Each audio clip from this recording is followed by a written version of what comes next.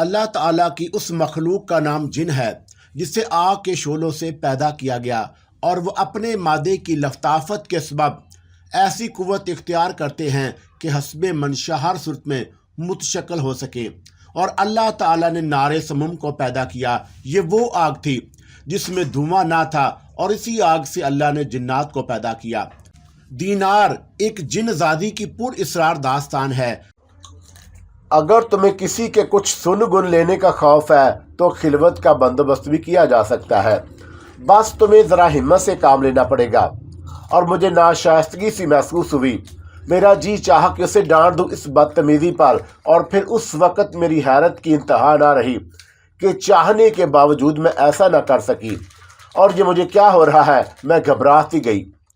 وہی جو عرج کو ہو چکا ہے، اور کوئی جیسے میرے وجود میں سرگوشی کرنے لگا۔ تجھ پر اے دینار کنیز دل رام کی جسمانی کمزوریاں غالب آ رہی ہیں، اور دل آرام کا انسانی قالب شاہ بے کے قالب پر فدا ہو چکا ہے۔ اور اس انکشاف نے مجھے لرزا دیا، اور میں بھی اس آزمائش سے دو چار ہو چکی تھی، اور جس سے عرج گزر گیا۔ اور پھر بھی میں نے خود پر قابو پاتے ہوئے عرج کی بات کے جواب میں کہہ دیا، نہیں۔ اس کے ساتھ ہی میرے انسانی قالب میں بھی مار کا ارائی شروع ہو گئی۔ آدم ذات کو اشرف المخلوقات بنایا گیا ہے، جنات کو نہیں، اور اسی سبب آدم ذات ہم جنات پر غالب آ جاتے ہیں، اور میرے ساتھ بھی یہی ہو رہا تھا۔ اور کنیز آرام کا جذبہ عشق قوی تھا، تو میں بے بسی محسوس کرنے لگی، اور میں کہنا کچھ چاہتی تھی اور زبان سے کچھ نکلتا۔ اور اس پر بھی عارج کو بے راہ روی اور گناہوں کی دلدل میں دنسنے سے بچانے کے لیے یہ ضروری ہو گیا کہ میں دل رام کے انسانی قالب کو نہ چھوڑتی، اور میں نے ایک فیصلہ کر لیا جس کی تفصیل آگے آئے گی۔ خبر نہیں مجھے کیا کہنا تھا، اور جو الفاظ بے اختیار میری زبان پر آئے وہ یہ تھے، آپ کو حضور کنیز کی جانب سے شاید کوئی غلط فہمی ہو گئی ہے، نیز کہ ہمارا مقصد ہرگز یہ نہیں تھا۔ اچھا تو پھر ہم چلتے ہیں۔ عارج یہ کہتے اٹھ کر کھڑا ہو گیا، اور وہ یہ سمجھ رہا تھا کہ میں خان زمان سے خوف زدہ ہوں، کہیں حضور اس کنیز سے خفا تو نہیں ہو گئے۔ اور عارج نے چلمن سے نظر اٹھا کر اپنی دانست میں پانسا پھینکا۔ ہاں تم سے خفا تو ہے، کنیز معافی کی خواستگار ہے، اور معافی کی ایک صورت ہے۔ عارج چلمن کی طرف دیکھ کر مسکرایا، اور پھر مجھے خاموش دیکھ کر بولا، درمیان سے حجاب اٹھا دو۔ اور وہ قدم قدم پر اپنی منزل کی طرف بڑھ رہا تھا، اور میرے لیے باعث مسرت یہ بات تھی کہ بہر صورت اب بھی میں اس کی ایک ہی منزل تھی، اور خواہ وہ ایک آدم ذات کنیز دل رام کی صورت میں ہی صحیح۔ اور عارج کو بھٹکنے سے بچانے کا یہی ایک راستہ تھا کہ میں دل رام کے قالب میں رہ کر اسے الجھائے رکھوں۔ واقعہ دراصل یہ ہوا تھا کہ عارج اور میں انسانی قالبوں کے جیسے اسیر ہو کر رہ گئے، اور ایک عفرت سے زندگی محفوظ رکھنے کے لیے ہم نے ان انسانی قالبوں میں روپوشی اختیار کر لی، ورنہ ان سے باہر آنا ہمارے لیے دشوار نہ تھا۔ اور سو یوں گویا ہم حالات کے جبر کا شکار تھے۔ ان انسانی قالبوں کی منفی صفات عادات کو بھی ہمیں برداشت کرنا پڑا، اور عارج کی ترغیب کے باوجود میں بے حس و حرکت چلمن سے لگی کھڑی رہی تو اس کی ہمت اور بڑھ گئی، اور وہ تیز قدمی سے آگے بڑھا اور چلمن اٹھا دی۔ یہ آپ حضور، اور میں ہکلا کر رہ گئی۔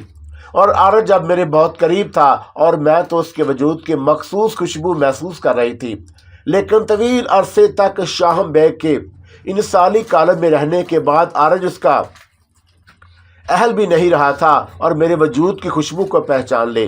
اور کوئی دیوانہ یہ مخبوقۃ الحواس شخص رشتے میں کسی کا کچھ بھی لگتا ہو، مگر اس سے یہ توقع رکھنا کہ وہ اپنی بیوی یا بیٹی کو پہچانے زیادتی ہے، اور ایسے لوگ قابل نفرت نہیں قابل رحم ہوتے ہیں۔ اور میں اس ندامت پر محسوس کرنے لگی، اور عارج سے خفا ہو گئی تھی۔ اس وقت عارج میرے سامنے ایک آدم ذات کنیز دل آرام کا عاشق بنا کھڑا تھا، اور میری پلکیں جھکی ہوئی تھیں۔ تم دل آرام واقعی قرار دل و جاں ہو۔ اور عارج کی آواز جذبات سے بوجھل تھی، کاش تم ہمارے لیے ہوتی۔ اور اب میں اسے کیسے بتاتی کہ اسی کے لیے تھی، اور وہ مجھے دل رام جان کہے جا رہا تھا۔ خان زمان یقیناً تمہارے قابل نہیں۔ اگر میں نے عارج کو اپنے انداز و اطوار سے یہ یقین نہ دلایا ہوتا کہ اس پر ریجھ گئی ہوں، تو خلوت کے باوجود یہ بات نہ کہتا، اور میں نے عارج کی بات کے رد عمل میں خود کو خوف زدہ ہی ظاہر کیا اور میں ادھر ادھر دیکھنے لگی، جبکہ اب وہاں کوئی بھی نہیں تھا۔ کیا بات ہے، تم بہت ہراساں نظر آ رہی ہو؟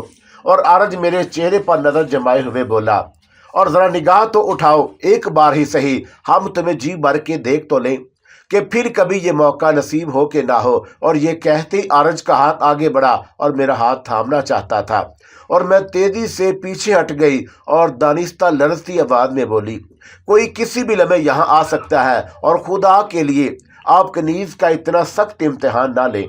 اور آرج نے چلمن چھوڑ دی اور کہا، دل رام، ہم اپنے دل سے مجبور ہو گئے تھے، اور یہ ہماری عمر کا تقاضا بھی ہے۔ ہم نے پہلی بار اپنے اندر کسی کے لیے اتنی شدت محسوس کی، اور اس لیے ہوش کھو بیٹھے، اور تابع نظارہ ہوئی تو ہم بھی کوئی موقع نکال کر آئیں گے۔ خدا حافظ۔ اور اقرار شاہم، اور پھر وہ دروازے کی طرف بڑھا، اور میں نے بھی جواب میں اسے خدا حافظ کہا، اور آرج نے آواز سنی تو مڑ کر دیکھا، اور میں جہاں بوجھ کر چلمن کا پردہ اٹھائے کھڑی تھی، اور ہماری نگاہیں ملی، مگر ان میں فرق تھا۔ ایک نگاہ ہوس تھی اور دوسری نگاہ عشق، اور میں تو اس کی نظریں پہچان گئی، مگر وہ نہ جان سکا کہ اسے اس محبت سے پکارنے والا کون ہے۔ اور پھر میں نے چلمن گرا دی اور آرج نشست گاہ سے نکل گیا۔ میں کنیز دل آرام کے کالب سے نکل آئی، اور اب مجھے ہر وقت آرج پر نظر رکھنا تھا، اور دیوانہ دیوانہ ہی ہوتا ہے، اور لا علمی میں اپنی جان بھی دے سکتا ہے۔ آرج اور شاہم بیگ کی فطری صفات ایک دوسرے سے ٹکراؤ کے باوجود یکجا تھیں، اور بلا شبہ یہ بڑی عجیب سی بات تھی۔ میرے خیال میں کہیں کوئی کمی ضرور تھی جو آرج اور میں اس زمانے میں آ کر آدم زادوں کے جسموں پر مکمل قبضہ نہیں کر پا رہے تھے، اور اس کی وجہ عالم سوما ہی بتا سکتا تھا، جو ہم سے سینکڑوں صدیوں پیچھے رہ گیا تھا، اور عرصہ وقت اور مقام دونوں ہی بدل گئے، اور میں اس لیے حیران تھی کہ ان کے ساتھ ہی آرج بھی بدل گیا تھا، اور مجھے اس کی مجبوری کا علم ہو گیا، تو میرا رویہ رحم دلانہ ہونے کے ساتھ ساتھ محتاط بھی ہو گیا، اور آرج پر کڑی نظر رکھنے کی ضرورت تھی۔ آج برسوں بعد میں اور آرج دونوں ہی اس علاقے سے اکتا چکے تھے، اور آدم زادوں کے جسم سے نکلتے ہی میں نے آرج سے کہا کہ عراق چلتے ہیں۔ اور عراق میں ہماری منزل بغداد کا نواحی علاقہ تھا، اور جہاں بابل کے کھنڈرات واقع تھے، اور کھنڈرات میں فوری طور پر ہم اس حصے تک پہنچے جہاں عالم سوما کی سکونت تھی، اور وہ ہمیں دیکھ کر حیران رہ گیا، اور مجھے اندازہ نہیں تھا دینار کہ تو برسوں بعد لوٹ کر آئے گی۔ عالم سوما مجھ سے مخاطب تھا، اور تیرے باپ سردار اخزم اور تیری ماں سہلوبہ کو بڑی فکر تھی، اور تو کہاں چلی گئی تھی؟ اور پھر اس نے میری اور آرج کی خیریت دریافت کی۔ ہم دونوں بالکل ٹھیک ہیں سوما، اور میں جواب میں بولی، اور پھر کہا، تو نے ہی تو ہم دونوں کو مشورہ دیا تھا کہ کچھ عرصہ کے لیے عفرت خاموش کی نظروں سے اوجھل ہو جائے، اور مگر کچھ عرصے کا مطلب برسوں تو نہیں ہوتا میری بچی۔ اس نے اظہار شفقت کیا۔ دراصل ہم بہت دور نکل گئے تھے اور صدیوں آگے چلے گئے تھے، اور تمہارا جی لگ گیا تھا وہاں؟ عالم سوما نے پوچھا۔ کیسے تھے اس زمانے کے آدم زاد؟ اے سوما، آدم زادوں کی وحشت و درندگی میں مجھے کوئی کمی نظر نہیں آئی، اور اللہ بہتر کرے، عالم سوما نے کہا۔ اے سوما، تجھ سے مجھے محبت سے بہت سی باتیں معلوم کرنی ہے، اور تو معلوم کر دینار۔ اس نے مجھے اجازت دی۔ آرج اس دوران میں میرے اشارے پر چپ ہی رہا، اور پھر میں نے پہلا سوال انسانی قالب کی فطری صفات کے متعلق کیا۔ اے میری بچی، تو جانتی ہے کہ انسان کو اشرف المخلوقات بنایا گیا ہے، سو کوئی جن زاد یا جن زادی کسی آدم زاد کے جسم پر قبضہ بھی کر لے تو اس کے قلب کی فطری صفات کو نہیں بدل سکتا، اور ان صفات کے مثبت یا منفی ہونے سے کوئی فرق نہیں پڑتا۔ عالم سوما نے سمجھایا، اور پھر تو ہم جنات اپنی تمام تر پر اصرار قوتوں کے باوجود آدم زادوں سے کم تر ہوئے، اور اس میں کم تر یا برتر ہونے کی کوئی بات نہیں۔ جو حقیقت ہے وہ میں نے تجھے بتا دی، اور ایسا عموماً اس وقت ہوتا ہے جب کوئی جن ذات بار بار ایک ہی انسانی کالم میں داخل ہو، یا مستقل اسے اپنا ٹھکانہ بنا لے۔ اور عالم سوما نے وضاحت کی، تجھ سے مجھے یہ بھی پوچھنا ہے کہ آرج اور میرے لیے اب تو بغداد میں کوئی خطرہ نہیں، ہونا تو نہیں چاہیے، لیکن حتمی طور پر کچھ نہیں کہا جا سکتا، اور برسوں پہلے وہ عفرت تیرا دشمن بن گیا تھا، اب کہاں ہوگا، کیا خبر؟ البتہ قیاس یہ کہتا ہے کہ اس نے مصر ہی کی راہ لی ہوگی اور وہاں نہ پا کر تجھے ممکن ہے اس نے صبر کر لیا ہو، اور یہ بھی ہو سکتا ہے کہ وہ کسی اور خطہ زمین پر تجھے ڈھونڈ رہا ہو۔ اگر وہ مجھے ڈھونڈتا بغداد میں واپس آ گیا تو، اور میں نے اپنے خدشے کا اظہار کر دیا، پھر تو اس کی ایک ہی صورت ہے کہ تم دونوں مستقلاً حفاظتی حصار میں رہو۔ اور عالم سوما بولا، اور یہ حصار صرف بد ارواح اور ان طاقتور جنات کے لیے ہوگا جو تمہیں نقصان پہنچا سکتے ہیں۔ مثال کے طور پر عفرت خاموش بھی اس حفاظتی حصار میں داخل نہیں ہو سکے گا۔ اور آرج بول ہی اٹھا اور اس کی آواز پرجوش تھی۔ یقیناً خطرے سے بچنے کی ایک راہ نکل آنے پر وہ خوش تھا۔ نہیں، کوئی عفرت بھی اس حصار کی موجودگی میں تمہارا کچھ نہ بگاڑ پائے گا۔ اور عالم سوما نے آرج کی بات کا جواب دیا، اور یہ حفاظتی حصار تو نے اس وقت بھی ہمارے گرد کھینچا تھا جب ہمیں عفرت خاموش کی طرف سے خطرہ تھا، اور میں نے یاد دہانی کرائی اور پھر معلوم کیا اس کے لیے ہمارا کھنڈرات میں رہنا تو ضروری نہیں، مگر تو کسی آدم زادی کے کالب میں رہ کر زیادہ محفوظ ہوگی، اور اس طرح کے آرج کو بھی کسی آدم ذات کے جسم میں رہنا پڑے گا، اور یوں وہ عفرت تمہیں تلاش کرنے میں بڑی حد تک ناکام رہ سکتا ہے۔ دراصل خیالی اور حقیقی پیکروں میں فرق ہوتا ہے، اور کسی آدم زاد یا آدم زادی کا خیال پیکر آدمیوں کو فریب نظر، فریب سماعت، فریب لمس اور بقیہ حسیات کے فریب میں مبتلا کر سکتا ہے، جنات کو نہیں۔ مثلاً تم دونوں طبیب سارم اور طبیب اتروبا کے انسانی پیکر کو اختیار کر کے بغداد میں رہے، اور وہ خیالی پیکر تھے اور ان کا کوئی وجود نہیں تھا۔ اسی بنا پر جنات وقتی طور پر تو ان خیالی پیکروں سے دھوکہ کھا جاتے ہیں، مگر وہ معلوم کرنا چاہیں تو ان کی حقیقت جان سکتے ہیں، اور ایسا شک ہونے کی صورت میں ہوتا ہے، یعنی جو فرد سامنے نظر آ رہا ہو وہ آدمی ہے یا جن۔ اغلب ہے یہ کہ اس عفرت کو بھی تم دونوں پر شک ہوا کہ تم دونوں آدمی نہیں اور جنات ہو۔ اگر تمہارے خیالی پیکر نہ ہوتے، یعنی تم آدم زادوں کے جسموں میں رہتے، تو غالباً وہ تمہیں تلاش نہ کر پاتا۔ اور عالم سوما بولتا رہا، اور میں توجہ سے اس کی باتیں سنتی رہی، اور ذرا توقف سے وہ دوبارہ بولا، اگر دینار تو بغداد میں ہی رہنا چاہتی ہے تو اس کی پہلی صورت یہ ہے کہ کسی آدم زادی کے جسم میں اتر جا اور اپنے انسانی قالب کے گرد حفاظتی حصار کھینچ لے، اور عمل کے وہ الفاظ میں تجھے تعلیم کروں گا اور جن کے پڑھنے سے تیرے گرد حفاظتی نادیدہ حصار قائم ہو جائے گا، اور ہر مرتبہ 21 دن گزرنے پر تجھے یہی عمل کرنا ہوگا، اور عمل نہ کرنے کی صورت میں 21 دن کے بعد حفاظتی حصار خود بخود ختم ہو جائے گا۔ لیکن اے سوما، پہلے تو یہ حفاظتی حصار پورے 51 دن تک ہمیں اپنی پناہ میں لیے ہوئے تھا، اور میں نے اسے یاد دلایا، مجھے خبر ہے تو اس وقت یہاں میری نگرانی میں تھی، اور دوم یہ کہ تو کسی آدم زادی کے قالب میں نہیں تھی۔ تیرا کہنا ٹھیک ہے، تو مجھے اور آرج کو اس عمل کے الفاظ تعلیم کر کہ جس سے ہمارے اطراف نادیدہ حفاظتی حصار قائم ہو جائے اور ہم کسی عفرت کی طرف سے خطرہ نہ رہے۔ اور سوما نے ہمیں عمل کے الفاظ تعلیم کیے، اور پھر کہنے لگا، اے دینار، تو آرج کو ساتھ لے کر بغداد میں ایسی جگہ رہ جہاں تیرے دشمن کا تصور بھی نہ پہنچ سکے، اور وہ تو بس ایک ہی جگہ ہے۔ کون سی جگہ؟ عالم سوما نے دریافت کیا۔ قصر خلافت۔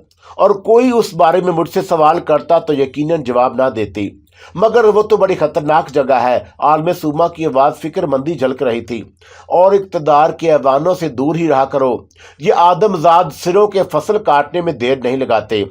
اور اے میرے باپ کے دوست، اور اے عالم سوما، میں مستقبل میں جا کر اقتدار کے ایوانوں کا نظارہ کر چکی ہوں، اور یہ آرج تو شاہی محل میں رہ چکا ہے، اور مجھے پتہ ہے کہ کسی حکمران کی تیوریوں پر پڑے ہوئے بل کسی بھی شخص کی زندگی کا چراغ گل کر سکتے ہیں، یا اس کا ایک حکم ہزاروں انسانوں کی موت کا پیغام بن سکتا ہے۔ تو دینار قصر خلافت میں سکونت پذیر کسی آدم زادی کے جسم پر قبضہ کرے گی، اور اسے بھی اور میں اپنی نظروں سے اجل نہیں ہونے دوں گی، اور یہ قصر میں آباد کسی آدم ذات کے جسم میں اتر جائے گا۔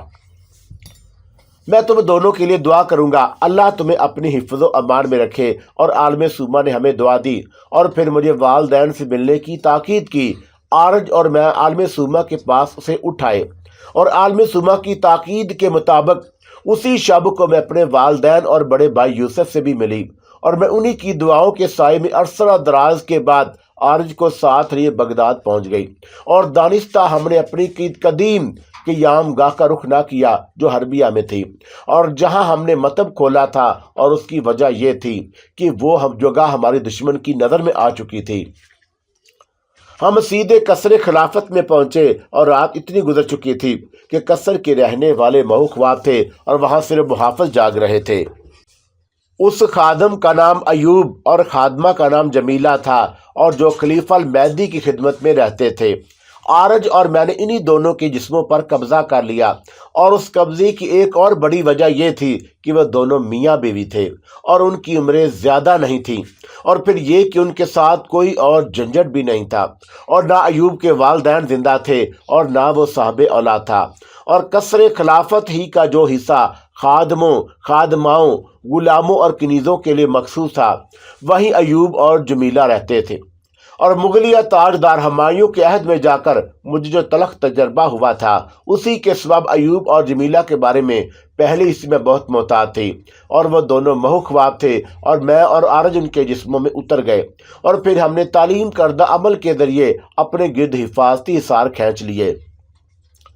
اب ہم پوری طرح محفوظ تھے، اور ہمیں اپنے دشمن عفرت کی طرف سے کوئی خطرہ نہیں تھا، اور وہ چھوٹے بڑے 2 دالان تھے جہاں ضرورت کی ہر شے موجود تھی، اور اندر والے دالان میں 2 بستر تھے، اور ان میں سے ایک پر ایوب اور دوسرے پر جمیلہ دراز تھی، اور دالان میں چھوٹا سا ایک شمع دان ایک طاق کے اندر رکھا تھا، اور شمع کی لو ان میں سے کسی نے سونے سے پہلے دھیمی کر دی، اور میں نے جمیلہ کے جسم میں داخل ہو کر چند لمحے توقع کے مطابق گھٹن محسوس کی، اور پھر مجھے قرار آ گیا۔ اے دینار، یہ قالب تو بہت تنگ۔ اور دینار نہیں جمیلہ، میں نے دھیمی آواز میں عارج کی بات کاٹ دی، اور پھر اسے سمجھایا، بے صبری نہ دکھا، ابھی تجھے بھی قرار آ جائے گا۔ اور اس کے بعد یہی ہوا، اور عارج کا اضطراب ختم ہو گیا۔ اب سو جا کہ صبح ہوتے ہی کسی بھی وقت ہمیں طلب کیا جا سکتا ہے۔ اور میں نے عارج کو تاکید کی، اور مجھے تو خوشی میں نیند نہیں آ رہی۔ عارج جذباتی لہجے میں بولا، کس بات کی خوشی ہے تجھے؟ میں نے دانستہ سخت آواز میں پوچھا۔ کسی کی بھی نہیں، تو بس ذرا سی بات پر خفا ہونے لگتی ہے۔ اور عارج کا سارا جوش ٹھنڈا پڑ گیا، اور میں یہی چاہتی تھی کہ اسی رات میں نے اور بہت سی باتیں معلوم کی۔ ان باتوں کا تعلق ان برسوں سے تھا جو بعد میں بغداد میں ہم نہیں تھے، اور دوسرے روز صبح قصر خلافت میں ہر طرف اس خواب کا چرچا تھا جو گزشتہ شب خلیفہ المہدی نے دیکھا، اور المہدی نے ان الفاظ میں وہ عجیب خواب بیان کیا، اور میں نے 2 چھڑیاں اپنے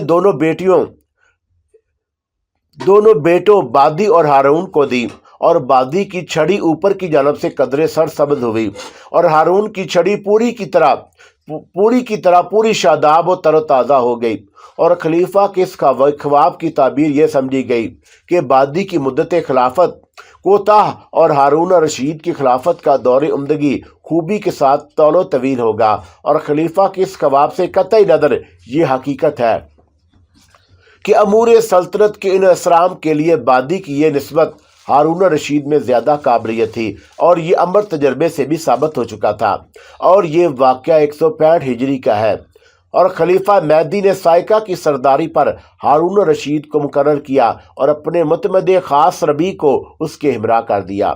اور بی کا ذکر پہلے بھی کئی بار میری سرگزشت میں آ چکا ہے، اور یہ مہدی کے باپ خلیفہ منصور کا آزاد کردہ غلام تھا، اور بی کے مشورے ہارون نے توجہ سے نہ صرف سنے بلکہ ان پر عمل بھی کیا، اور اسی بنا پر ہارون نے روم میں پہنچ کر گویا قیامت برپا کر دی، اور بتدریج فقید کا لشکر مقابلے پر آیا، اور مسلمانوں کی فوج سے یزید بن کر مرید نے اسے اپنے دوستوں کے ساتھ نکل کر بطریق پر حملہ کیا، اور اس کا لشکر ہزیمت کھا کر میدان جنگ سے بھاگ کھڑا ہوا۔ یزید کے ہمراہ اس کے لشکر گاہ کو لوٹ کر دمشق جا پہنچے، اور مسلمانوں کے اسلحہ خانوں کا افسر بے لحاظ ضرورت جنگ و عشق میں ہی رہتا، اور یزید نے اسے وہ 2 لاکھ دینار اور 22,000 درہم دیے، اور یہ رقم مزید اسلحہ سازی کے لیے ہارون رشید کے قطعی حکم پر دی گئی تھی۔ یہی وہ دن تھے کہ ایک رات عارج نے مجھے بتایا، اے میری بیوی جمیلہ، میں قصر خلافت میں ایک سازش کی بو محسوس کر رہا ہوں۔ اگر تو کہے تو موقع غنیمت دیکھ کر خلیفہ کے کان میں یہ بات ڈال دوں، اور پہلی بات تو یہ سن لے کہ تو مجھے اے میری بیوی جمیلہ کے بجائے صرف جمیلہ کہا کر، اور میں نے اسے آنکھیں دکھائیں۔ اور دوسری بات، عارض شوخ لہجے میں مسکرا کر پوچھنے لگا، پہلی بات تو مان لی نا تو نے؟ میں نے اصرار کیا، سوچوں گا اس لیے کہ دنیا والے ہمیں میاں بیوی سمجھتے ہیں، اور عارض کی آواز میں شرارت تھی۔ سمجھتے ہوں گے، میں بولی، اور اس بات کو اچھی طرح اپنے دماغ میں بٹھا لے کہ آدم زاد سب سے پہلے اپنے موسروں ہی کے گلوں پر چھری پھیرتے ہیں، اور تجھے خلیفہ کا زیادہ خیر خواہ بننے کی ضرورت نہیں۔ اور اگر اس کے خلاف کوئی سازش ہو رہی ہے تو کیا تو اپنے اس دعوے کو ثابت کر سکے گا؟ اور میرا خیال ہے کہ ابھی تو شک کی منزل میں ہے، اور مجھے تفصیل بتا۔ اور میں نے ایک ادھیڑ عمر کنیز رافعہ کو یہ کہتے سنا کہ موسیٰ الحادی بڑا منتقل مزاج ہے، اور یہ بات وہ ایک اور کنیز سعدیہ سے سرگوشی میں کہہ رہی تھی۔ اور ادھیڑ عمر رافعہ نے یہ بھی کہا کہ بچپن سے وہ ہادی کی خدمت کرتی آئی ہے، اور اس کی خواہش ہے کہ وہی ولی عہد رہے۔ اور رافعہ نے خبر تمہیں کس کے ذریعے ہادی سے رابطہ بھی قائم رکھا ہے؟ اور کنیز سعدیہ کے استغفار کے باوجود رابعہ نے ذریعہ نہیں بتایا، اور مجھے یہ شک ہے کہ قصر خلافت میں موجود ہادی کے حامی خلیفہ المہدی کو نقصان پہنچا سکتے ہیں۔ اور مجھے یہ بتا عارض، کیا خلیفہ وقت تیری کوئی قریبی رشتہ داری ہے؟ نہیں تو پھر تو کیوں اس گامے میں گھلا جا رہا ہے کہ اسے کوئی نقصان نہ پہنچ جائے؟ اور تجھے اس بات سے کوئی دلچسپی نہیں کہ باصلاحیت فرد کو ولی عہد ہونا چاہیے؟ بتا دینار، خلیفہ کے دونوں بیٹے ہادی اور ہارون میں کون تیرے معیار پر پورا اترتا ہے؟ اور یہ نہ بھول کہ جن زاد ہونے کے باوجود ہم اہل ایمان میں سے ہیں، سو اس ناطے ہماری یہی خواہش ہونی چاہیے کہ مسلمانوں کی یہ حکومت خوب پھلے پھولے۔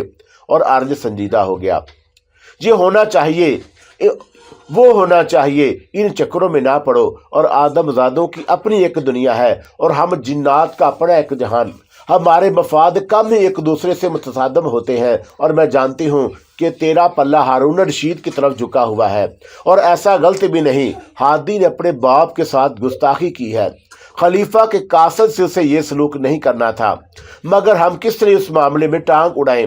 ہادی ولی عہد ہو کر ہارون ہمیں کیا رہا، اور ہمارا مسلمان ہونا تو اسے مشروط نہیں، اور حکمران وقت کی تائید و حمایت کریں یا اس کے خلاف ہونے والی کسی سازش کی نشاندہی کر کے خود پھنس جائیں۔ اور میں عارض کو سمجھاتی رہی، اتنا یاد رکھ کہ ہم فی الحال اپنے دشمن سے چھپ کر قصر خلافت میں پناہ لیے ہوئے ہیں، اور وہ خدم خلق، جان ہے تو جہان ہے، پہلے جان بچنے کا یقین تو ہو جائے، اور جب تک وہ عفرت زندہ ہے ہم خطرے میں ہیں، اور یہ حفاظتی حصار تو ہماری عارضی سپر ہے۔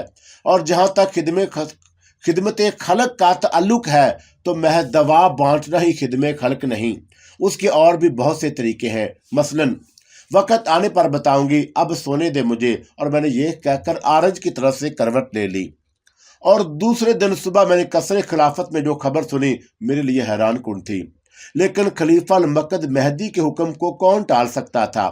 سارے بغداد میں اس حکم سے کھلبلی مچ گئی کہ اب جانے کیا ہوگا۔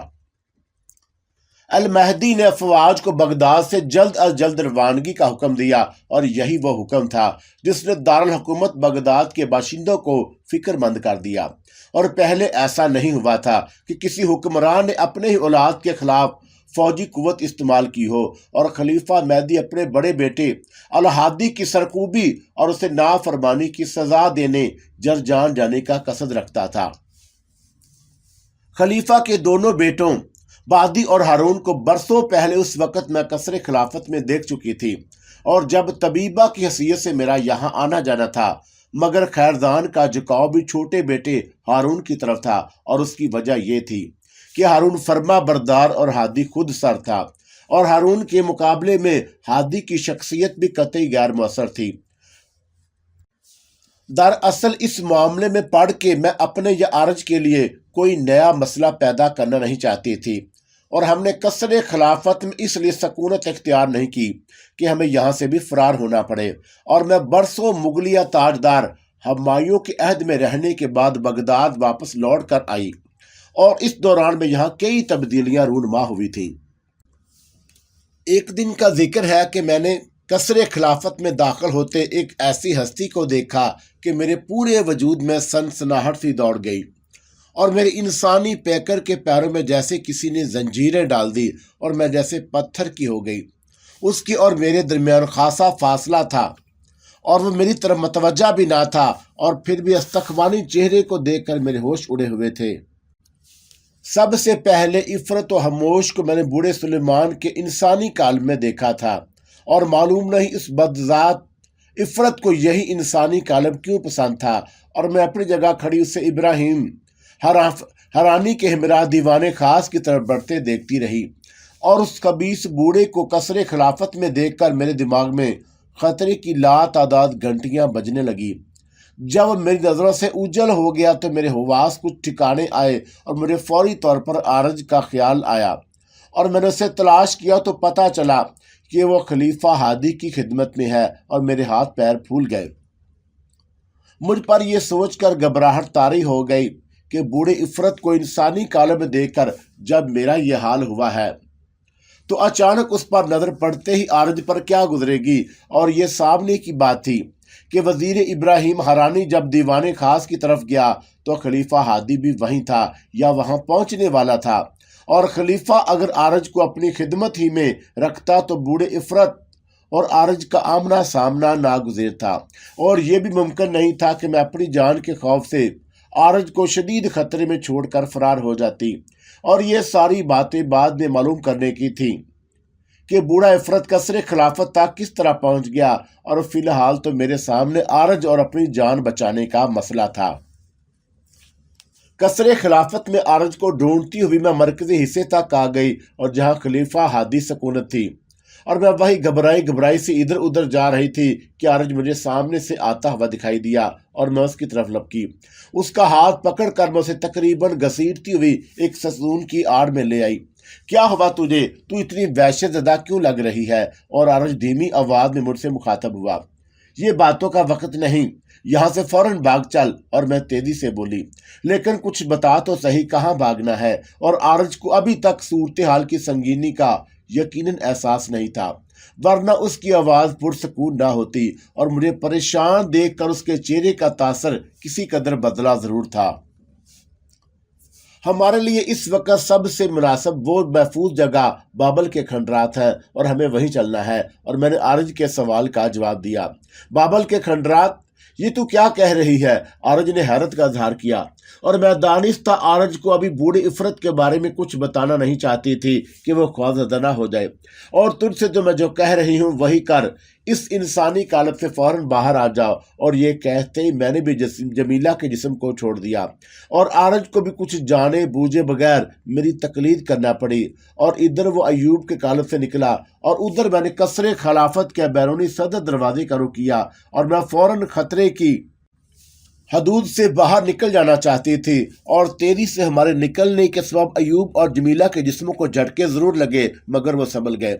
और जब मैं बाबल के खंडराक तक पहुंची तो आरज मुझसे मुखातब हुआ, ऐ दिनार, अब तो बगदाद से फरार की वजह बता दे। वजह सुनेगा तो तेरे होश गुम हो जाएंगे। और मैंने ये कहकर उसे बूढ़े इफरत के मुतालिक सब कुछ बता दिया। नहीं, आरज वाकई घबरा गया। देखा दिनार, उसने हमें ढूंढ लिया, अब क्या होगा? और क्या हमें उसकी नजरों से उज्जल होने के लिए फिर किसी और जमाने में जाना पड़ेगा? हवास बाख्ता ना हो। और मैंने उसे दिलासा दिया, इस वक्त तो आलम सुमा सो रहा होगा, और जब वो दोपहर को जोहर से पहले उठेगा तो हम उसे तमाम तर सूरत हाल से आगाह करके मशवरा लेंगे, और वही हमें ये बताने का अहल है कि हमें क्या करना चाहिए। दिनार, तेरा कहना तो ये था कि हम कसरे खिलाफत में पूरी तरह महफूज हैं, और फिर वो खबीस इफरत किस तरह वहां पहुंच गया? और अब हम दोनों खंडरात को हिस्से में पहुंच गए थे जहां मेरा मुख्तलिर खानदान आबाद था। और मैंने आरज की बात का कोई जवाब इसलिए भी नहीं दिया कि एक टूटी हुई दीवार की ओर से अपने बड़े भाई यूसुफ को निकलते देख लिया था, और अपने अहले खानदान पर मैं ये जाहिर करना नहीं चाहती थी कि किसी मुसीबत में मुब्तला हूँ। और ख़ास तौर पर यूसुफ तो मेरे बगदाद में रहने के सख्त खिलाफ था। उसे पता लगता कि आदमजादों के दरमियान मुझे खतरा दरपेश है तो वह इसरार करता और मैं खंडरात में लौट आऊं। इफरत कितने ही ताकतवर क्यों ना हो, खुद से कम ताकत طاقت رکھنے والے جنات کی بستیوں میں نہیں گھستے اور کم طاقت مخلوق متحد یکجا ہو تو زیادہ قوت والا اسے ڈرتا ہے، اور اس اعتبار سے بابل کی یہ کھنڈرات میرے لیے انتہائی محفوظ جگہ تھے، اور یہ میرا بڑا بھائی مجھ سے بڑی محبت کے ساتھ پیش آیا۔ تو بہت یاد آتی ہے اے دینار، بھائی یوسف کے لہجے سے خلوص و محبت کا اظہار ہو رہا تھا۔ اتنی مدت کے بعد مجھے دیکھ کر میری ماں ترتبہ بھی مجھ سے لپٹ گئی، اور میرا باپ اخزم نے بھی خوشی کا اظہار کیا، اور وہ مجھ سے کہنے لگا، اے دینار، اے میری بچی، تو خوش تو ہے نا، اور تجھے آدم زادوں میں رہ کر کوئی پریشانی تو نہیں، اور تو کہیں خلق خدا کی خدمت سے غافل تو نہیں ہو گئی؟ اور اے میرے باپ، میں تیری دعاؤں کی پناہ میں ہوں، اور مجھے کوئی دشواری نہیں، اور میں حتی المکان خلق خدا کی خدمت کر رہی ہوں۔ اور میں نے جواب میں کہا، اور پھر مجھے خیال آیا کہ میرا باپ آمد کی وجہ نہ پوچھنے لگے، سو خود ہی میں نے بات بنا دی کہ تجھے ماں اور بھائی کو دیکھنے بہت دن ہو گئے تھے، اس لیے آج آرج کو ساتھ لے کر آ گئی۔ آ جایا کر، میرا باپ اخزم بولا، اور پھر آرج سے اس کی خیریت معلوم کرنے لگا۔ اور آرج کے ساتھ دوپہر تک میں کھنڈرات کے اسی حصے میں رہی، اور پھر آرج نے مجھے چلنے کا اشارہ کیا۔ اپنے اہل خاندان سے رخصت ہو کر جب میں عالم سوما سے ملنے جا رہی تھی تو مجھے ایک ایسی بات یاد آ گئی جس کی طرف پہلے حواس باختگی کے سبب میرا دھیان ہی نہیں گیا تھا۔ اب مجھے یقین ہوتا جا رہا ہے اے آرز کہ تو واقعی غبی ہے۔ اور میں بولی اور ایک جگہ رک گئی، اور آرج کو بھی ٹھہرنا پڑا۔ اور اچانک تجھ پر یہ حقیقت کیسے منکشف ہو گئی، اور تو نے یہ بات کیوں بھلا دی کہ یہ سب تیری صحبت کا اثر ہے، ورنہ تو میں بہت ذہین تھا۔ یعنی تجھے اعتراف ہے کہ تو اب ذہین نہیں رہا؟ میں نے اس پر چوٹ کی۔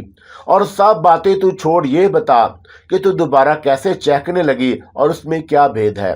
بھید یہ ہے اے میرے غبی محبوب کہ اگر ہم بدحواس ہو کر فوری طور پر کثر خلافت سے نہ بھاگتے اور وہیں رہتے تو بھی بوڑھا عفرت ہمارا کچھ نہ بگاڑ پاتا، اور ہم دونوں کے گرد ایک نادیدہ حفاظتی حصار قائم ہے، اور جسے کوئی بھی طاقتور سے طاقتور جن ذات عبور نہیں کر سکتا۔ اور عالم سوما کی ہدایت کے مطابق ہم ہر 21 دن کے بعد اب تک وہ عمل کرتے آئے ہیں، اور جس کی بنا پر یہ حفاظتی حصار قائم ہے۔ اور پھر بتا کہ اس کے باوجود تیری ہوا کیوں سنٹ گئی، اور نہ تو نے مجھے یہ بات کیوں یاد نہیں دلائی؟ واہ، یہ بھی خوب رہی، اور خود ہی تو کچھ بتائے بغیر مجھے وہاں سے ساتھ لے کر بھاگ لی، اور اب مجھے کو مورد الزام ٹھہرا رہی ہو۔ اور وہاں مجھے تو بتاتی کہ تجھے خبیث عفرت بوڑھا سلیمانی کے انسانی قالب میں نظر آیا ہے تو میں یاد دہانی کراتا کہ میری اور تیرے گرد حفاظتی۔ رہنے دے بس اب، میں نے آرج کی بات کاٹ دی۔ زیادہ باتیں نہ بتا، میں تجھے خوب جانتی ہوں، تو اول درجے کا ڈرپوک ہے، اور جب میں نے تجھے عفرت و خاموش کے بارے میں بتایا تھا تو کیوں ہکلانے لگا؟ اور میں تجھے اس سے پہلے مغل بادشاہ ہمایوں کے زمانے میں بھی لے جا کر دیکھ چکی ہوں۔ صدیوں آگے جانے کے باوجود تجھ پر عفرت و خاموش کا خوف غالب رہا، اور تو اپنے انسانی قالب سے باہر آتے ہوئے بھی ڈرتا تھا۔ بھول گیا کیا؟ لیکن اے دینار، میں لاکھ بہادر نہ سہی مگر تیری خاطر اپنی جان تو داؤ پر لگا سکتا ہوں۔ کہہ دے یہ بھی جھوٹ ہے؟ نہیں کہتی، بول اب۔ دراصل حفاظتی حصار کا دھیان آتے ہی میرے اعصاب پر بہت بڑا بوجھ ہٹ گیا تھا، اور میں اسی لیے دانستہ آرج کو چھیڑ رہی تھی۔ آرج کو ساتھ لیے میں عالم سوما کے پاس پہنچی تو حسب توقع وہ بڑی شفقت سے پیش آیا، اور تم دونوں ٹھیک ہو میرے بچوں؟ ہاں سوما، میں بول اٹھی، اور پھر مجھے شرارت سوجی اور آرج کی طرف اشارہ کیا۔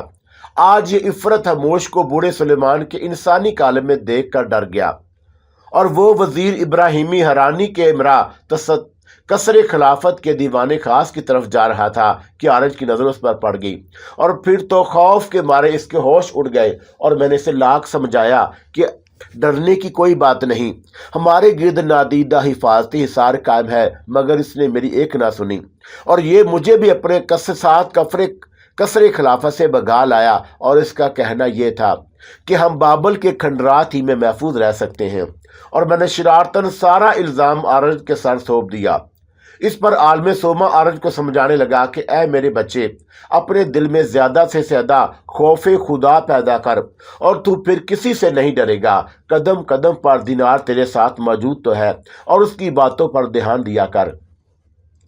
مجھے معلوم ہے سوما کے دینار بڑی ہی بہادر اور عقل مند ہے۔ عارض تب کر بولا، اور ایک عفرت تو کیا 100 عفرت مل کر اس کا کچھ نہیں بگاڑ سکتے۔ خیر اب ایسا بھی نہیں، 100 عفرت بہت ہوتے ہیں، اور 2-4 کی بات اور ہے، ان سے نمٹا جا سکتا ہے۔ اور عارض کو میں نے مزید سلگایا، اور تیری طرح نہیں کہ ایک عفرت پر نظر پڑتے ہی سٹی گم ہو جائے۔ اور اس سے قبل کہ عارض کچھ کہتا، عالم سوما بول اٹھا، اور وہ مجھ سے مخاطب تھا۔ اس میں کوئی شک نہیں، دینار کہ نادیدہ حفاظتی حصار جب تک تیرے اور عارض کے گرد قائم ہے، اس عفرت سے تم دونوں بچے رہو گے۔ لیکن عارض کا فیصلہ درست تھا۔ کثر خلافت میں اس عفرت کی آمد کئی طرح کے خطرات کا پیش خیمہ ثابت ہو سکتی ہے۔ جب تک تمام حالات کا علم نہ ہو جائے وہ عفرت کس طرح، کیوں اور کس مقصد سے کثر خلافت تک پہنچا ہے، تو وہ دونوں کا وہاں جانا قطعی مناسب نہیں۔ اور عالمی کی سوما کی بات میں وزن تھا، اور اس سے ملنا سود مند ثابت ہوا۔ اس خبیث عفرت کی وہاں آمد کا ایک سبب، بلکہ بڑا سبب ہماری تلاش بھی تو ہو سکتی ہے۔ اور عارض نے عالم سوما سے کہا، اس مکان کو وہ رد نہیں کیا جا سکتا۔ عالم سوما نے عارض کے خیال سے اتفاق کرتے ہوئے مزید کہا، لیکن اس کے لیے انسانی قالب اختیار کرنا، خلیفہ کے وزیر ابراہیم حرانی سے ملنا، اور پھر خلیفہ سے ملاقات کی خاطر دیوان خاص کی طرف جانا کچھ اور ہی ظاہر کرتا ہے۔ تو سن دینار، تیری وجہ سے میں کثر خلافت میں پیش آنے والے واقعات سے غافل نہیں رہا، اور مجھے پتا ہے کہ ان دنوں وہاں کیا چیکلش چل رہی ہے۔ ان حالات میں اس خبیث عفرت کا خلیفہ سے ملاقات کرنا بھی معنی خیز لگتا ہے، اور کیا خبر اس طرح ہارون کی جان کو مزید خطرات لاحق ہو جائے، اور اسی کے ساتھ یہ بھی ممکن ہے کہ میرے خدشات غلط ہوں اور اصل بات کچھ اور ہو۔ اور پھر یہ طے ہوا کہ مجھے اور عارض کو فی الحال بغداد نہیں جانا اور بابل کے کھنڈرات میں ہی رہنا ہے۔ اس خبیث عفرت کے بارے میں مطلوبہ معلومات کس طرح حاصل کی جا سکتی ہے، عالم سوما مجھے سمجھانے لگا۔ ان تمام باتوں سے کس قدر مجھے بھی آگاہی تھی، یہ جو عالم سوما نے سمجھائی، اور کثر خلافت میں عفرت و خاموش کی آمد کے مختلف اسباب ممکن تھے۔ وہ عفرت اس وقت اپنے عقائد سے مجھے آگاہ کر چکا تھا، اور جب میں اس کی قید میں تھی۔ ایسی صورت میں عالم سوما کے خدشات درست بھی ہو سکتے تھے۔ یہودی ہونے کے ناطے اس خبیث عفرت سے ایک مسلم مملکت کی خیر خواہی ناممکن تھی، اور خلیفہ ہادی سے مل کر وہ ایسے مشورے دے سکتا تھا جو مملکت کے لیے نقصان دہ ثابت ہوتے۔ اور میں نے اپنے ان خیالات کا اظہار عالم سوما سے کیا تو وہ بولا، اگر واقعی ایسا ہی ہوا کہ جیسا تو کہتی ہے، تو پھر ہمیں اس کا طور کرنا پڑے گا، اور پھر تیرا کثر خلافت میں رہنا ضروری ہو جائے گا۔ لیکن جب تک حقائق کا علم نہ ہو جائے اور کوئی اقدام مناسب نہ ہوگا، تو میری بات سمجھ رہی ہے۔ اور عالم سوما نے جواب طلب انداز میں میری طرف دیکھا۔ ہاں اے عالم سوما، میں کوئی قدم اٹھانے سے پہلے تیری ہدایت پر عمل کروں گی، اور اس عفرت کے بارے میں ضروری معلومات حاصل ہونے تک تم دونوں کھنڈرات کے اسی حصے میں قیام کرو، تاکہ ضرورت پڑنے پر مجھ سے مشورہ کر سکو، اور میں بھی تمہیں کسی ممکنہ خطرے سے بچا سکوں۔ عالم سوما نے عارض اور میری طرف اشارہ کیا، اور میں نے رضامندی ظاہر کر دی۔ اور تو بھلا عارض کو اس پر کیا اعتراض ہوتا، اور وہ تو اس عارضی حفاظتی بندوبست پر بھی بہت مطمئن نظر آیا۔ عالم سوما کی ایما پر عارض کو ساتھ لے کر میں اسی رات بغداد روانہ ہو گئی، اور اس مرتبہ ہماری منزل کثر خلافت نہیں تھی۔ وصافہ کے علاوہ کرافہ بھی بغداد کا ایک بڑا محلہ تھا، اور اس علاقے میں بھی ارکان حکومت کی قیام گاہیں تھیں۔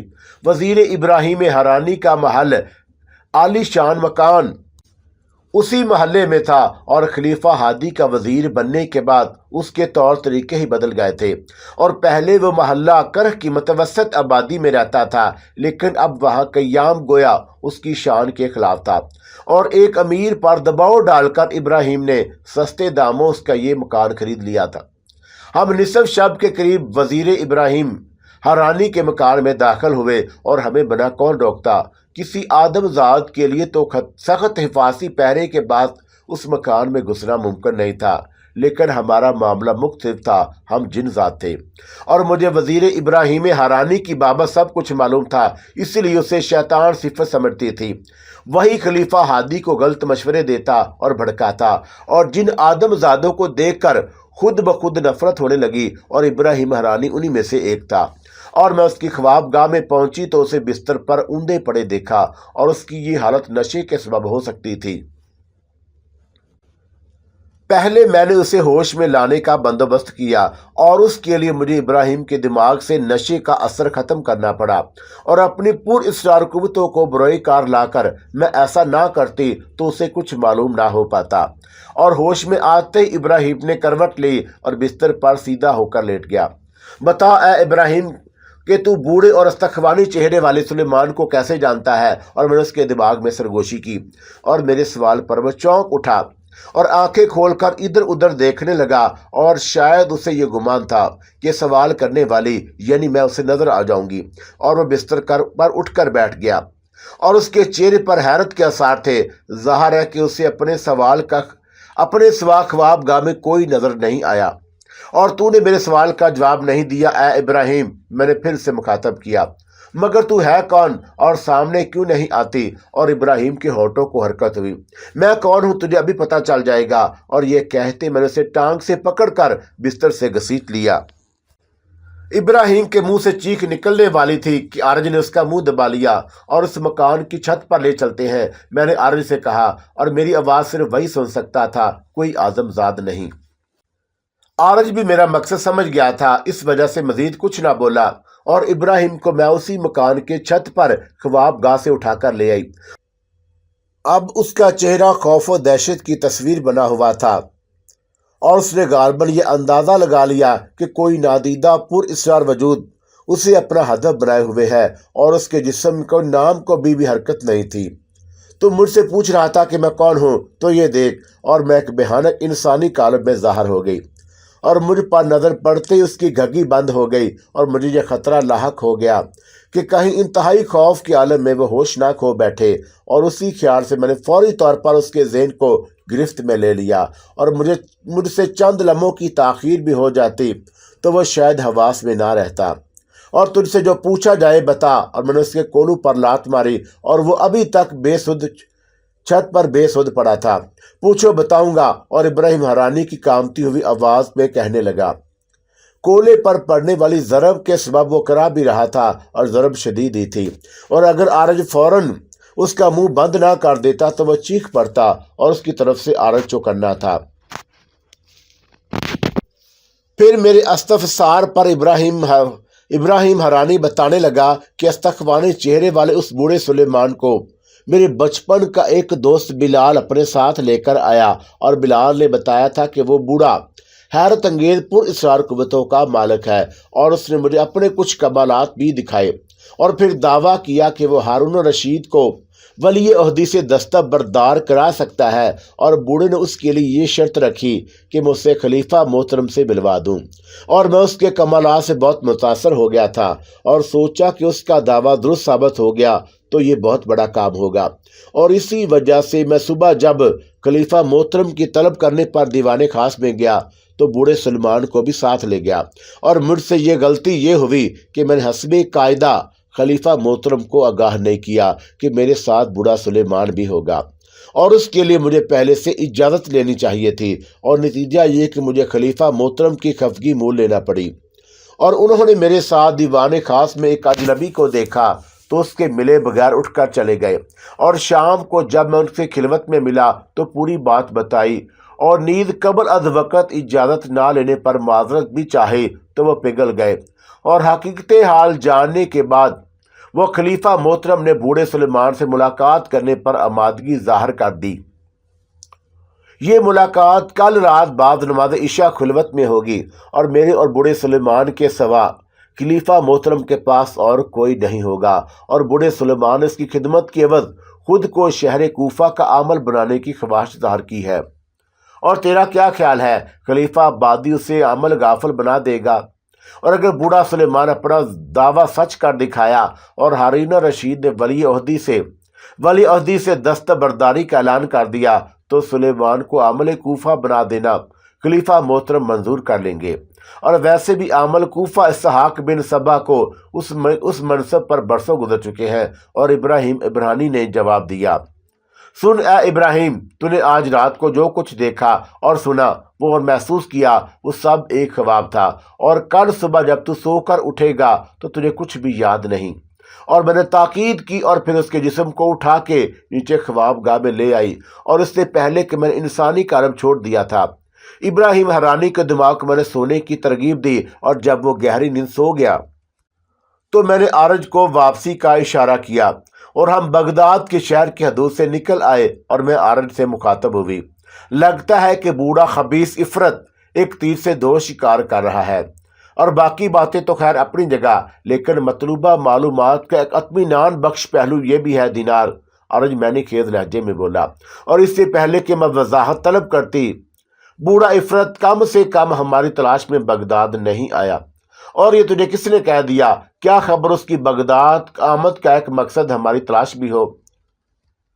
کہ رائن سے تو ایسا ظاہر نہیں ہوتا، اور آج نے میرے خیال سے اختلاف کیا، اور ابراہیم حرانی سے حاصل ہونے والی معلومات کے مطابق بوڑھا عفرت کے صرف دو مقصد سامنے آئے، اور اس کا پہلا مقصد مسلم مملکت کو نقصان پہنچانا، اور اس خدشے کا اظہار خود تو بھی کر چکی ہے، اور ہارون کا ولی عہدی سے دستبردار ہو جانا مملکت کے مستقبل کو اندھیروں میں ڈبو دے گا، اور دوسرا مقصد عامل کوفہ بن کر اپنے لیے سامان عیش فراہم کرنا، اور یہ منصب حاصل کر کے بڑی تعداد میں آدم زادیوں کو اپنی حرم کی زینت بنا سکے گا۔ اور تو بھی تو ایک تیر سے دو شکار کرنے کے بارے میں کچھ کہہ رہی تھی، اور یا تیری بات کا مطلب اور تھا؟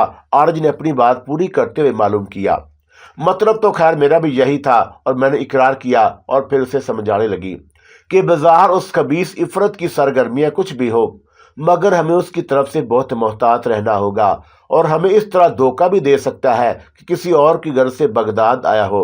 اور یہ کہہ کر تو نے مجھے ڈرا ہی دیا دینار، اور اس کی آواز میں شوخی تھی، اور جو پہلے سے خوفزدہ ہو اسے ڈرانے سے کیا حاصل، اور کیا میں تجھے جانتی نہیں؟ اور میں دھیرے سے ہنس دی۔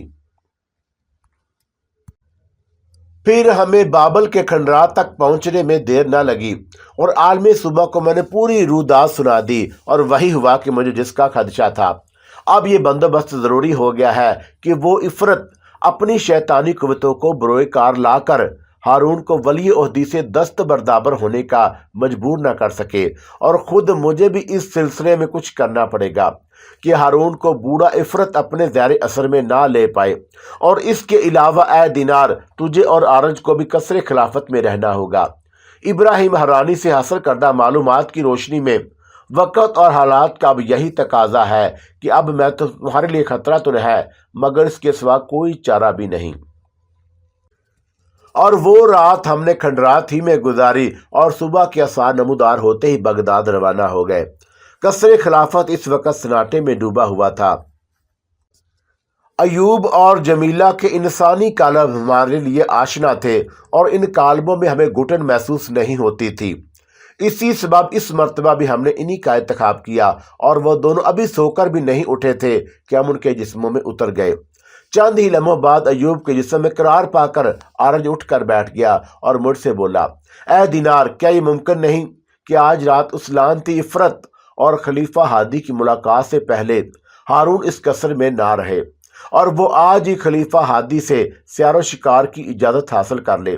اور موجودہ حالات میں ایسا ممکن نہیں، اور خلیفہ ہادی کم از کم اس وقت ہارون کو کہیں بھی جانے کی اجازت نہیں دے گا۔ اور یہ سوچ کر بوڑھے عفرت نے جو دعویٰ کیا ہے اسے آزمانے کا موقع ہادی کیسے کھو دے گا؟ اور اس کے لیے ہارون کا بغداد میں ہونا ضروری ہے کہ آسات پر نہ جا اور کوشش کر دینار، اور یہی تو ہوگا۔ ہادی انکار کر دے گا، مگر ہارون کو اس کی بات تو کرنی چاہیے، اور پھر میری اور عارج کی کوششوں سے اسی دن دربار عام کے انعقاد سے پہلے دونوں بھائیوں ہادی اور ہارون کی ملاقات طے ہو گئی، اور یہ ملاقات خلوت میں ہونی تھی۔ ہارون کو تو عارج نے راضی کر لیا تھا، مگر ہادی ملاقات پر آمادہ نہ ہوا، اور تو اس غرض سے مجھے حرکت میں آنا پڑا۔ ایوب اور جمیلہ کے ذہنوں پر نیند مسلط کر کے ہم ان کی قیام گاہ سے نکل آئے تھے۔ میں نے صورتحال کو کشیدہ ہوتے دیکھا تو ہادی کے پاس پہنچ گئی، اور پھر اسے نشست گاہ تک لانے میں مجھے دیر نہیں لگی۔ انسانی پیکروں سے باہر نکل آنے کے بعد مجھے اور عارج کو कहीं भी आने जाने में आसानी हो गई और अपनी नागवारी पर काबू पाते हुए हारून अपनी जगह से उठकर हादी को ताज़ीम दी और हादी ने सर के खफीफ से इशारे के जरिए हारून की ताज़ीम का जवाब दिया और ईंटता हुआ सा अपनी मसंद पर बैठ गया। अखलाकन उसने अपने छोटे भाई से खैर खैरियत भी ना पूछी और कहा, बोलो तुम्हें हमसे क्या कहना है। ए अमीर अल मोमिनीन, हम अरसा दराज से बगदाद में हैं। और हारून ने बात शुरू की, और हमारा जी चाहता है कि बगदाद से बाहर कहीं सैर शिकार को निकल जाएं और हमें हजूर से इसी की इजाज़त तलब करनी है और हम उम्मीद करते हैं कि अमीर अल मोमिनीन मायूस नहीं करेंगे। और मेरी तवज्जो हादी के जहन पर थी और वह सोच रहा था कि हारून अगर बगदाद से चला गया तो वली अहदी का मामला खटाई में पड़ जाएगा। नहीं, मैं हादी के दिमाग में बोली, हारून को कहीं से भी बगदाद तलब किया जा सकता है। हाँ, क्यों नहीं। और हादी मेरे ज़ेर असर बड़बड़ाया और फिर वह बुलंद आवाज़ में हारून से मुखातब हुआ, हम तुम्हें बगदाद से जाने की इजाज़त तो देते हैं, मगर हमारे तलब करने पर बिला ताखीर यहाँ आना पड़ेगा और ये तलबी किसी भी वक्त हो सकती है। हमें मंजूर है, अमीर अल मोमिनीन के हुक्म की तामील हर सूरत में की जाएगी। और शुक्रिया ए मोरल मोमिनीन कि हमें कुछ और अर्ज नहीं करना और हम इजाज़त चाहते हैं। और फिर हादी ने ज़ुबान से कुछ कहे बगैर दायां हाथ बुलंद कर दिया और ये सलूक अमूमन मुलाजमीन के साथ किया जाता है और हाथ के इशारे से जाने की इजाज़त दे दी। और ये देखकर कि हारून के चेहरे पर नागवारी का तासर उभरा, मगर वो कुछ बोला नहीं और उठकर चला गया। और मैंने आरज को भी उसके पीछे लपकते देखा और आरज मुझे पहले ही बता चुका था कि खलीफा हादी ने इजाज़त दे दी तो वो ये कोशिश करेगा कि हारून उसी रोज़ बगदाद से निकल जाए। और यूं गोया हारून उस खबीस इफरत की पौंड से दूर हो जाता जिसने वली अहदी से हारून की दस्तबरदारी का दावा किया था। और खलीफा हादी नशस्त गाह में तन्हा रह गया तो मैंने लम्हा भर भी ज़ाया किए बगैर आलम सुमा की हदायत पर अमल करना शुरू कर दिया।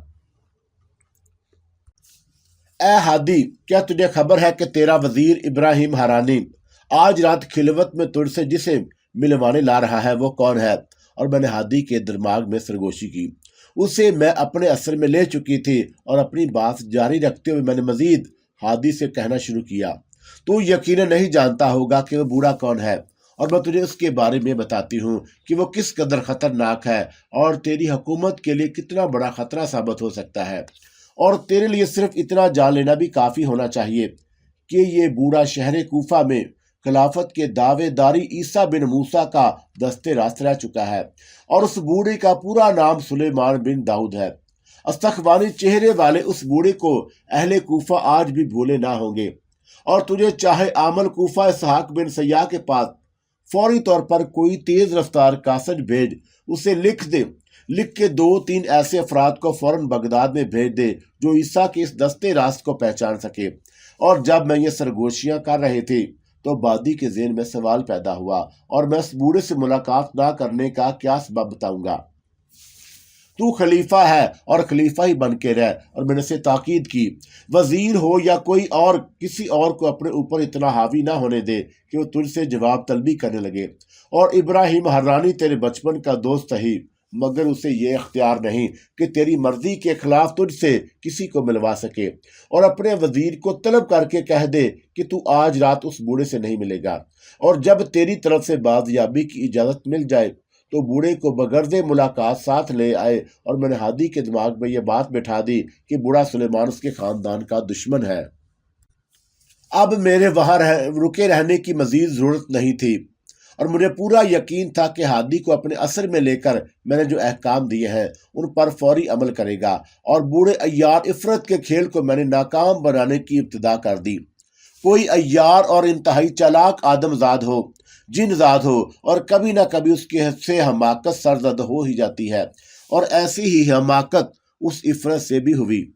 उसे बूढ़े सुलेमान के इंसानी कालब में ज़ाहिर नहीं होना चाहिए था।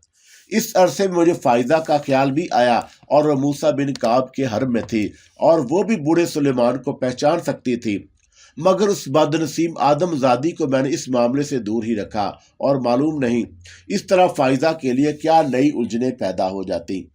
उसी दिन शाम से कुछ पहले हारून रशीद अपनी बीवी जुबैदा बेगम کنیزوں، غلاموں اور محافظ دستے کو ساتھ لے کر بغداد سے نکل گیا، اور میری اور آرنج کی یہ بڑی کامیابی تھی۔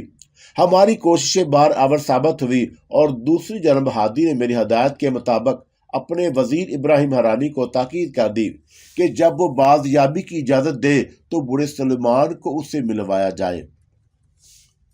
ابراہیم نے تلقات درینہ کی بنا پر وجہ پوچھی تو ہادی برہم ہو گیا اور بولا، اے ابراہیم، تجھے کس نے یہ اختیار دیا کہ ہم سے جواب طلبی کرے؟ غلطی ہوگی اے امیر المومنین، غلام کا مقصد ہرگز یہ نہ تھا۔ اور ہادی نے اس کی بات کاٹ دی اور کہا، ہم تم سے مزید کلام نہیں کرنا، تم جا سکتے ہو۔ اور اپنا سا منہ لے کر ابراہیم قصر خلافت سے واپس آ گیا، اور خلیفہ کی تیوریوں پر بل پڑنے کا مطلب اس سے زیادہ بھلا اور کون سمجھتا، اور وہ اس مملکت کا وزیر تھا۔ خلیفہ کے مزاج کی اس تبدیلی کا سبب وہ بہرحال نہیں سمجھا ہوگا، اور ایک ابراہیم حرانی کیا خلیفہ ہادی کی چاپلوسی کرنے والے عمرہ اور حاضر باشی سبھی اس پر حیران تھے کہ ہادی نے ہارون کو بغداد سے نکل جانے کی اجازت کیسے دے دی۔ اور دوسرے روز صبح کوفہ بھیجی جانے والا قاصد بغداد سے واپس آ گیا۔ اس کے ہمراہ 3 ایسے افراد تھے جو بوڑھے سلیمان کو پہچان سکتے، اور عالم کوفہ نے جواب میں لکھا تھا کہ استخوانی چہرے والے بوڑھے سلیمان کو عیسیٰ بن موسیٰ کے دستے راست کی حیثیت سے اہل کوفہ کی اکثریت خوب پہچانتی ہے، اور اس غرض سے 3 افراد کو بھیجا جا رہا ہے، اور میں اس پورے معاملے پر نظر رکھے ہوئے تھی کہ دیکھوں اونٹ کس کروٹ بیٹھتا ہے۔ ابراہیم حرانی کی اطلاع کے مطابق بوڑھا سلیمان محلہ کرخ کی ایک سرائے میں ٹھہرا ہوا تھا، اور ان 3 افراد کو اپنے ساتھ کرخ کی اس سرائے میں لے جاؤں جہاں وہ بوڑھا ٹھہرا ہوا ہے اور جس سے مجھے ملوانا چاہیے۔ اور ہادی نے ابراہیم کو طلب کر کے حکم دیا، اور ابراہیم حیران سا کوفہ سے آنے والوں اور ہادی کو دیکھتا رہا، اور اس پر ہادی ڈپٹ کر بولا، جاؤ۔ وزیر ابراہیم سٹپٹا گیا اور فوراً ان 3 افراد کو اپنے ساتھ لے کر دیوان خاص سے نکل گیا۔ کوفہ سے آنے والوں کو ہادی نے پہلے ہی ہدایت کر دی کہ بوڑھے سلیمان کی شناخت کے بعد انہیں قصر خلافت لوٹنا ہے، اور میرا جی تو بہت چاہا کہ میں بھی ان آدم زادوں کے پیچھے پیچھے یہ ماجرا دیکھنے جاؤں، مگر خود پر قابو پا لیا۔ اس عفرت سے میں جس قدر دور رہنا چاہتی تھی، دور رہ کر بھی تو سب کچھ معلوم کیا جا سکتا ہے، اور میں نے بطور احتیاط یہی کیا۔ کرخ سے اہل کوفہ کی واپسی ہوئی تو خلیفہ ہادی کو فوراً مطلع کر دیا گیا کہ ہادی نے دیوان خاص میں ان سے ملاقات کی، اور وزیر ابراہیم ان کے ساتھ نہیں تھا۔ ہادی کے استفسار پر ان میں سے ایک بولا، اے امیر المومنین، ہم وزیر محترم کے ساتھ کرخ کی اس سرائے میں پہنچے تو پتہ چلا کہ گزشتہ رات ہی بوڑھا سلیمان سرائے چھوڑ کر جا چکا ہے، اور سرائے کے مالک اور ملازمین سے ہم نے حلیے کی تصدیق کر لی، اور وہاں ہفتہ بھر سے قیام کرنے والا عیسیٰ ہی کا دستے راست بوڑھا سلیمان تھا، اور جو بھی ایک بار اس کا چہرہ دیکھ لے اسے بھول نہیں سکتا۔ اور ان 3 کوفہ والوں کو رخصتی کر کے ہادی نے اپنے وزیر ابراہیم حرانی کو طلب کیا، اور کچھ دیر میں جب وزیر ابراہیم حاضر ہو گیا تو ہادی نے اس سے پوچھا، اس پر اسرار بوڑھے سے تمہاری آخری ملاقات کب ہوئی تھی؟ اے امیر المومنین، آپ کا یہ غلام کل بعد نماز مغرب اس سے ملا تھا۔ اور ابراہیم حرانی نے جواب دیا، اور تم مجھ سے ملنے کیوں گئے تھے؟ خلیفہ ہادی کا لہجہ سخت تھا، اور یوں جیسے وہ جواب طلب کر رہا ہو۔ اسے آگاہ کرنا مقصود تھا، اے امیر المومنین، کہ آپ نے اس سے ملاقات منسوخ کر دی۔ کیا تمہارے دماغ سے یہ بات محو ہو گئی اے ابراہیم کہ تم کوئی معمولی آدمی نہیں، ہمارے وزیر ہو؟ اور پھر تم خود کیوں دوڑے دوڑے کرخ کی اس سرائے تک گئے، اور تم نے اس بوڑھے کو طلب کیوں نہ کیا؟ اے امیر المومنین، دراصل یہ غلام اس بوڑھے کے کمالات دیکھ کر بہت زیادہ متاثر ہو گیا تھا، اور ابراہیم حرانی کی آواز میں عارضی تھی، تم بے وقوف ہو اے ابراہیم، اسی لیے اس عیار بوڑھے کی باتوں میں آ گئے۔ بجا ارشاد فرمایا، امیر المومنین، اس غلام کو اپنی بے وقوفی کا اعتراف ہے۔ اور ہادی جو اپنے وزیر سے اس کی حماقت کا اعتراف کرا رہا تھا اور خود بھی کم بے وقوف نہیں تھا، اس نے بوڑھے سلیمان کے متعلق وہ سب کچھ ابراہیم کو بتا دیا جو میں نے اس کے دماغ میں ڈالا تھا، اور آخر میں اس نے کہا، ہم یقیناً کسی سازش سے بچ گئے ابراہیم، اور اس میں کیا شبہ ہے اے امیر المومنین۔ ابراہیم نے فوراً اقرار میں سر ہلایا اور پھر مشورہ دیا، کیوں نہ اس عیار بوڑھے کی گرفتاری پر کوئی انعام مقرر کر دیا جائے، اور شناخت کی غرض سے پوری مملکت میں اس کے حلیے کی تشہیر کر دی جائے۔ نہیں، خلیفہ ہادی نے انکار کر دیا۔ اس طرح ہم اسے شہرت کیوں دیں؟ خاک ڈالو اس پر۔ ہادی نے تو خبیث عفرت پر خاک ڈالنے کو کہہ دیا تھا، مگر میرے یا آرج کے لیے یہ آسان نہیں تھا، اور اس طرح اچانک غائب ہو کر وہ ہماری نظروں میں اور بھی زیادہ خطرناک ہو گیا تھا، اور دشمن آنکھوں سے اوجھل ہو تو خطرہ اور بڑھ جاتا ہے، اور نہ جانے کب اچانک وہ سامنے آ جائے۔ آرج نے مشورہ دیا کہ ان حالات میں ہمیں عالم سوما کی رہنمائی ضرور حاصل کرنی چاہیے۔ ہم اسی شب عالم سوما سے ملے اور اسے تمام حالات بتا کر اپنی تشویش سے آگاہ کیا۔ اور میرے بچوں، میں تمہاری طرف سے غافل نہ تھا، اور تم نے جو کچھ بتایا مجھے معلوم ہے۔ عالم سوما کہنے لگا، اور مجھے تو اس پر خوشی ہے کہ تم دونوں نے بر وقت اس مناسب اقدامات کر کے اس عفرت کو پسپا ہونے پر مجبور کر دیا، اور مجھے کسی بھی مرحلے پر مداخلت نہیں کرنی پڑی۔ اور تیری حوصلہ افزائی کا شکریہ اے سوما۔ میں بولی، اور یہ بتا کہ ہم اب بھی قصر خلافت میں رہیں یا نہ رہیں؟ کیوں، اب کیا ایسی بات ہو گئی دینار؟ عالم سوما نے کہا، اور تو نے اس عفرت کو انسانی کالم میں دیکھ لیا، مگر مجھے یقین ہے کہ اس کی نظر تجھ پر نہیں پڑی۔ اور ایک تو یہ کہ تو جمیلہ کے انسانی کالم میں تھی، اور دوسرا تیرے گرد نادیدہ حفاظتی حصار قائم تھا، اور یہی صورت آرج کے ساتھ رہی۔ اور میں سمجھتا ہوں کہ تم دونوں جیسے پہلے وہاں رہ رہے تھے ویسے ہی رہو، اور خطرے کی کوئی بات نہیں۔ اگر خدا نخواستہ کبھی وہاں تمہیں خطرہ محسوس ہوا تو سیدھے ان کھنڈرات میں میرے پاس چلے آنا۔ اور عالم سوما نے ہمیں مطمئن کر دیا تو ہم بغداد قصر کے خلافت میں واپس لوٹ گئے۔ ہم اپنی قیام گاہ میں آ گئے، اور طویل سفر کی تھکن تھی، سو ہم رات کا کھانا کھاتے ہی بے خبر سو گئے۔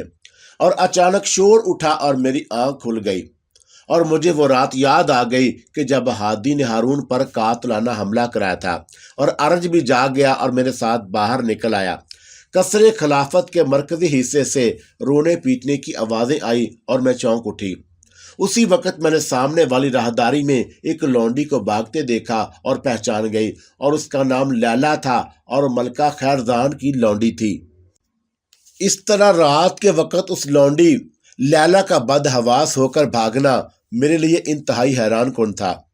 دوسری جانب رونے پیٹنے کی آوازیں توجہ طلب تھیں، اور یہ آوازیں قصر کے اس مرکزی حصے کی طرف سے آ رہی تھیں جہاں خلیفہ ہادی کی سکونت تھی۔ اور مجھے اس نتیجے تک پہنچنے میں دیر نہ لگی کہ قصر خلافت میں کوئی بڑا واقعہ رونما ہوا، اور آدم زادوں کے کالبوں میں رہ کر آرج اور میرے لیے حقیقت حال جاننا مشکل ہوتا ہے، اور اسی سبب ہم دونوں ایوب اور جمیلہ کے جسموں سے باہر آ گئے۔